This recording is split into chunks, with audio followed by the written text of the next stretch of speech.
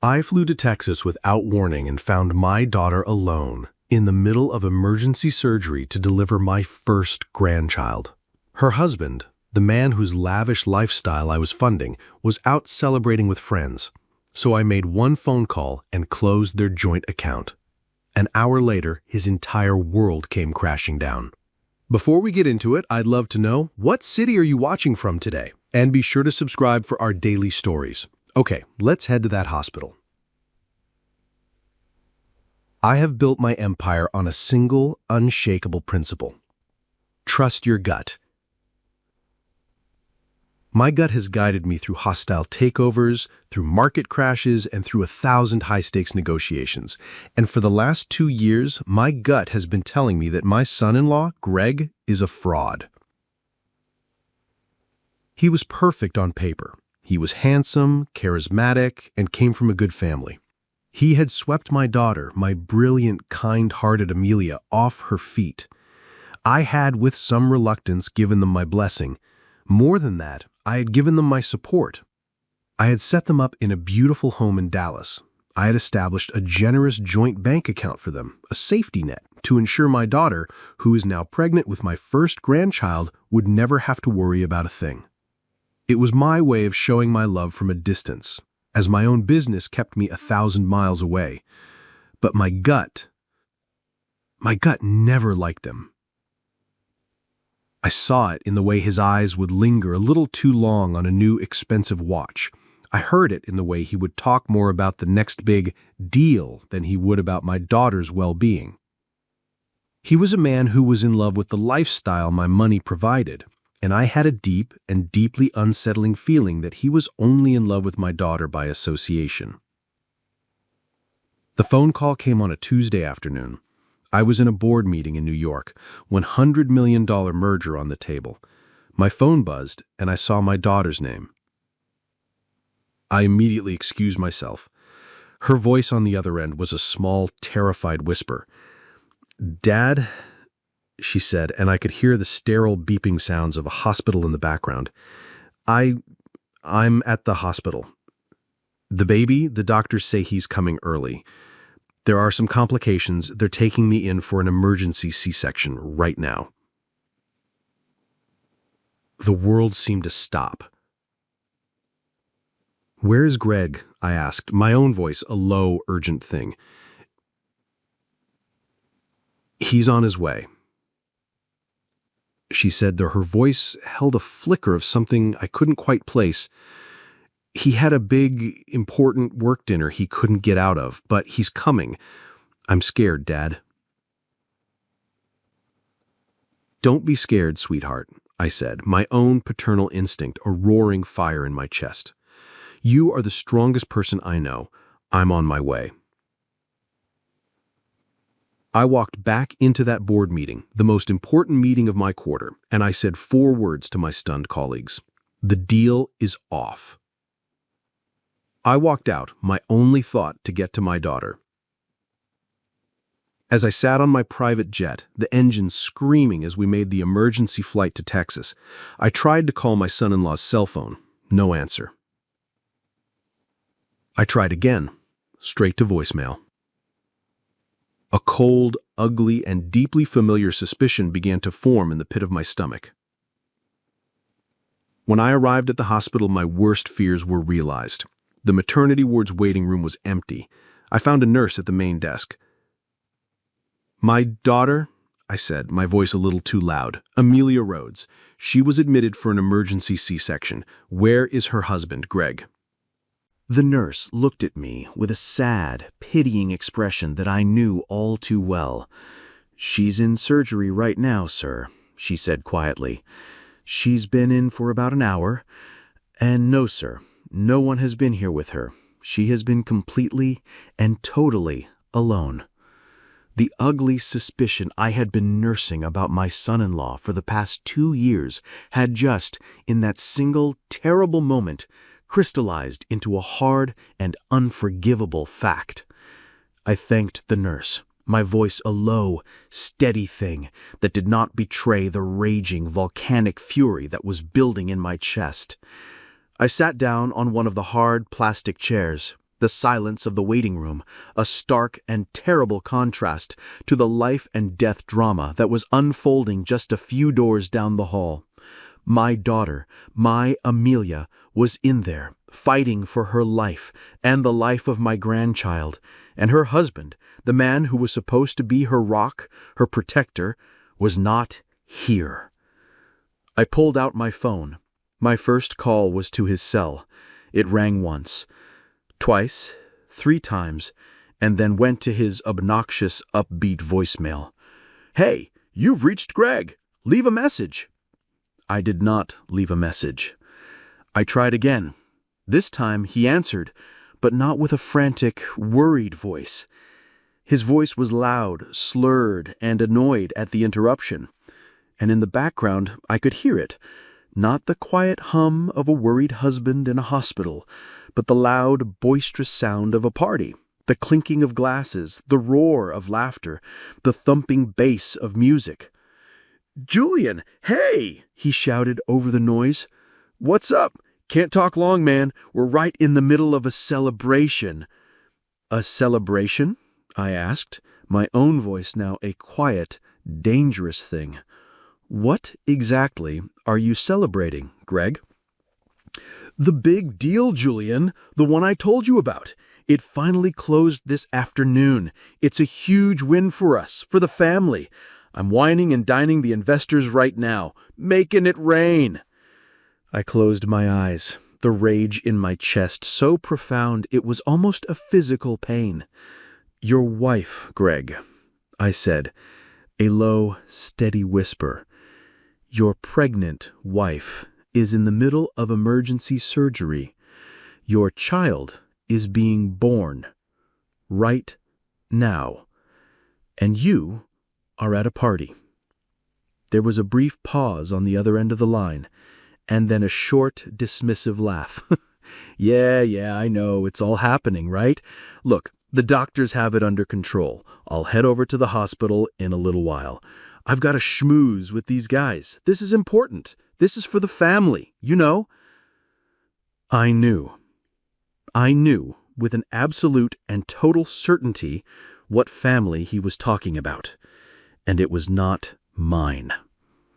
I did not yell. I did not scream. I just said in a quiet, final voice, "I see." And I hung up the phone. He had made his choice. He had chosen a party over his wife. He had chosen a business deal over the birth of his own child. He had chosen himself. And now I was going to make my own choice. The cold, quiet rage in my heart had now solidified into a single, sharp, and beautifully clear point of purpose. The time of quiet suspicion was over. It was time for action. I pulled out my phone again. I scrolled through my contacts, past my daughter's name, past the names of my business partners, until I found the one I was looking for. Michael Vance, my private banker, a man who was paid a great deal of money to be available to me 24 hours a day, 7 days a week. He answered on the first ring, his voice crisp and professional, even at this late hour. "Michael, it's Julian," I said, my own voice now a calm, quiet instrument of war. "I need you to do something for me. It is a matter of the utmost urgency." "Of course, Julian," he replied without hesitation. "What do you need?" "The joint trust account I established for my daughter, Amelia, and her husband, Greg," I began. "I want you to freeze it, effective immediately." There was a brief, surprised pause on the other end of the line. "Freeze it, sir? Are you certain? It's a significant portfolio, and—" "I am certain," I cut him off, my voice leaving no room for argument. "And that is not all. I want you to draft the paperwork to transfer every single cent of that account, every stock, every bond, every liquid asset into a new, private, and impenetrable trust. The sole beneficiary of that new trust will be my daughter, Amelia, and," I added, my own voice catching for a fraction of a second, "her newborn child." "Understood, Julian." the banker said, the sound of his keyboard already clicking in the background. And Mr. Rhodes? He is to have no access, I said, my voice now a final, quiet whisper of absolute finality. Ever again. His name is to be removed from all of our family's financial holdings. You will send him a formal and very brief notification to that effect in the morning. Consider his financial relationship with my family and with my fortune to be permanently and irrevocably terminated. I hung up the phone. The deed was done. In a single 2-minute phone call, I had quietly and completely dismantled my son-in-law's entire comfortable world. He had called his little party a huge win for the family. He was about to find out, in the most public and humiliating way possible, what a catastrophic, life-altering loss felt like. Just as I was putting my phone away, a surgeon in blue scrubs, a woman with tired but kind eyes, pushed through the double doors. "Mr. Rhodes," she asked. I was on my feet in an instant. "My daughter, is she okay?" "She was magnificent," the doctor said, a warm, genuine smile on her face. "The surgery was complicated, but she was a fighter.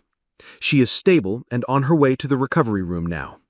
Then she paused, and her own eyes began to shine with a beautiful, professional joy. "And you, sir, have a healthy and very beautiful baby granddaughter." A wave of relief so profound, so absolute, that it almost buckled my knees, washed over me. A granddaughter. I was a grandfather. In the middle of this terrible, ugly betrayal, a new, perfect, and innocent life had just entered the world. A new legacy. A new reason to fight. I saw her a little while later, through the large plate-glass window of the nursery. She was so small, so perfect, her tiny hands curled into tiny, perfect fists. And as I stood there, looking at this new, beautiful life, the last of my own hesitation, the last of any doubt I might have had about the brutal act I had just committed, vanished. I had made the right choice. I was sitting by my own daughter's, Amelia's, bedside an hour later, holding my new granddaughter in my arms, when he finally decided to show up. My son-in-law, Greg, strolled out of the elevator, not with the frantic, worried energy of a new father, but with the cool, casual swagger of a man who had just come from a long, leisurely lunch. He was still wearing his expensive suit from his business deal, and he smelled faintly but unmistakably of champagne. "Julian!" he exclaimed, his voice a little too loud in the quiet hospital corridor. "Hey, so is this the little princess?" I looked at him, at his smiling, clueless face, a man so completely absorbed in his own self-importance that he was blind to the storm that was about to break over his head.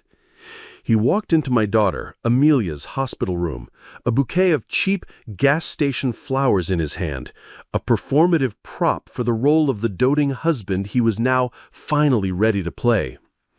"There she is," he boomed, his voice too loud for the quiet, healing space. "The new mother! And where is my little princess?"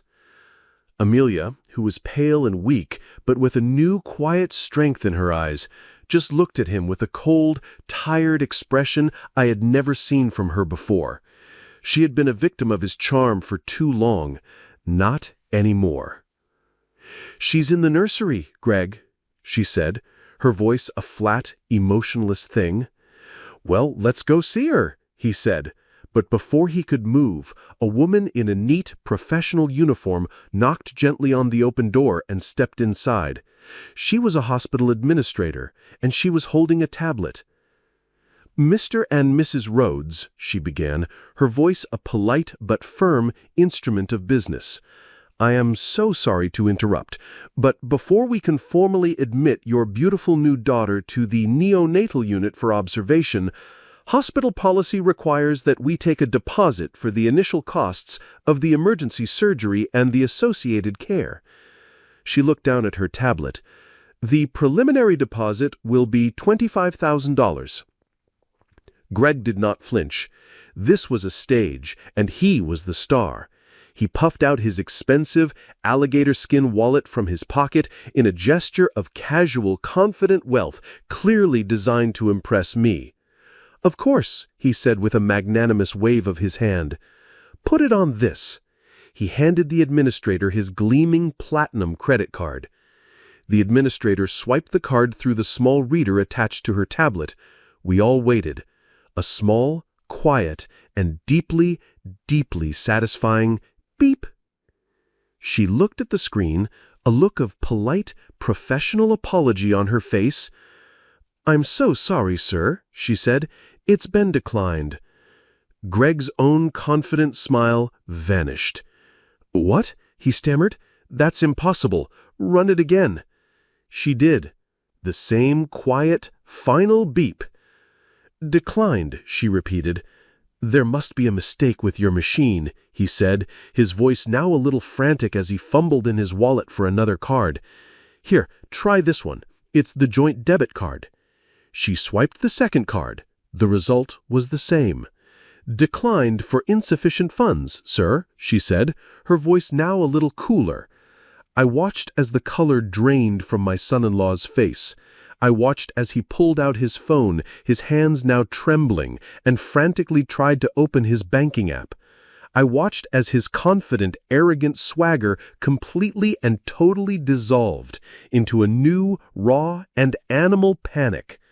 I could see the screen of his phone from where I was standing. I could see the big, bold, beautiful, and absolutely unforgiving number at the top of his account statement. 0. He looked up from his phone, his face a mask of pure white and abject horror. He looked at me, at my calm, silent, and unreadable expression. And in that single, terrible moment, in the quiet of his wife's hospital room, he finally and completely understood. He lost his mind. "Julian, I don't understand," he stammered, his voice a pathetic, pleading whisper. "The account, it's empty. The money, it's all gone."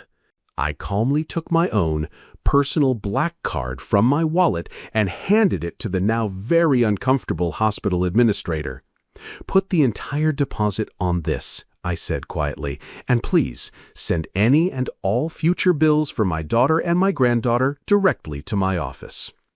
The administrator, with a look of profound relief, quickly finished the transaction and then wisely disappeared, leaving the three of us in a new and terrible silence. I stood up from my chair and walked over to my son-in-law. "There is no mistake, Greg," I said, my voice as cold and as hard as the polished marble floor of a tomb. "The account is not empty. The account is closed.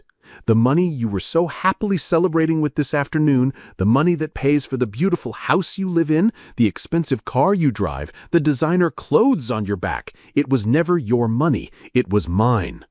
It was a gift. A safety net that I gave to my daughter to ensure her security and her happiness."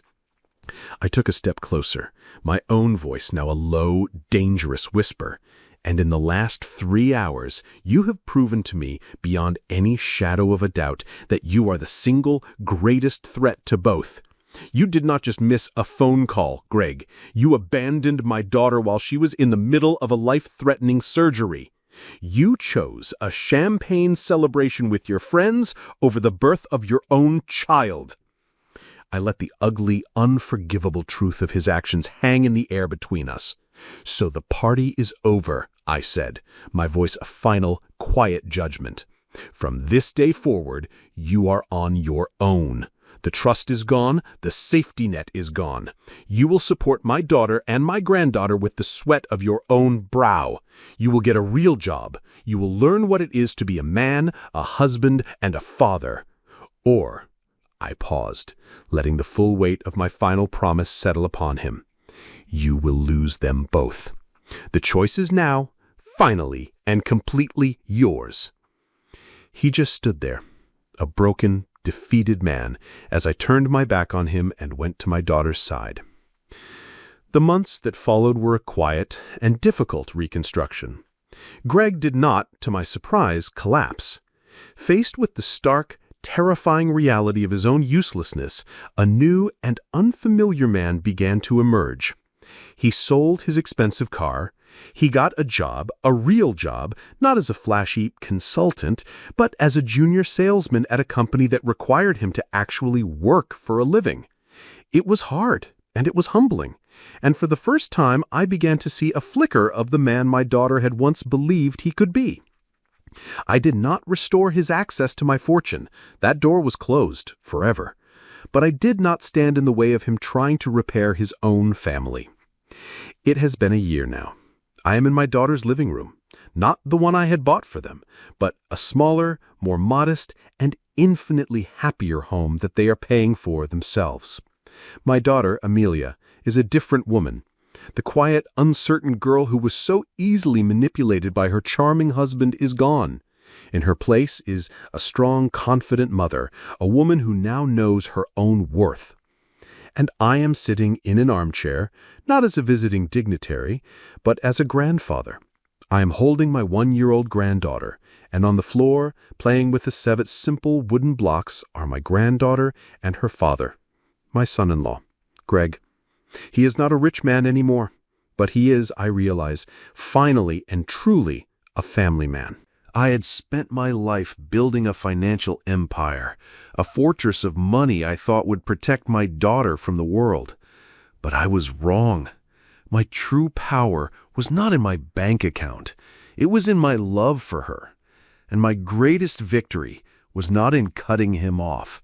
It was in the quiet, profound, and deeply satisfying act of forcing him, through a single, necessary act of financial fury, to finally and truly grow up. An absolutely powerful story of a father's love and a son-in-law who was forced to learn a very hard lesson. What a satisfying and realistic resolution. What do you think of the way the father, Julian, handled the situation? Let us know in the comments below. If you are cheering for this father's righteous anger, please show your support by hitting that like button, and be sure to subscribe for more incredible stories of karma and justice. Don't forget to click the notification bell so you never miss an upload. Thanks for watching, and we'll see you in the next one.